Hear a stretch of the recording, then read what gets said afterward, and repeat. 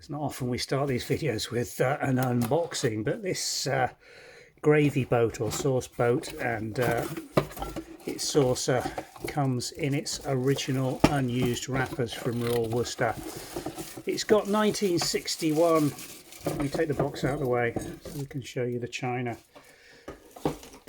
Royal Worcester Evesham microwave safe, copyright 1961. Now I'm not entirely certain. We've tried doing some research in terms of when they introduced that copyright symbol protecting the design, and I don't think this indicates that it was from the early 1960s production. I think it was introduced later.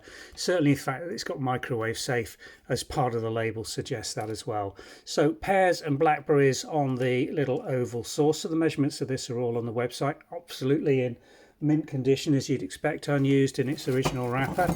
And let's take the gravy boat or sauce boat or jug out of its wrapper. There you go.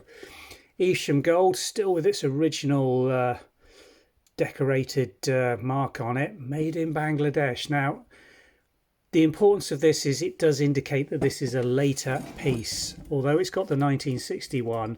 That's very interesting. Made in Bangladesh from 1976. Royal Worcester had gone into, they've been bought out by Spode, and the production was gradually being moved from England to the Far East. And this is a piece of late Royal Worcester Evesham Gold, manufactured in Bangladesh. Production continued both in Portugal and the Far East right up until 2015, so this could be as little as 10 years old.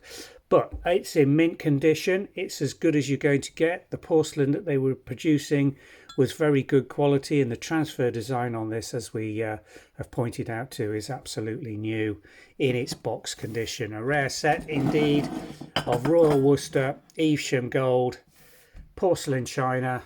Not made in England, but there you go. These later pieces, that's what you get. Thanks for watching.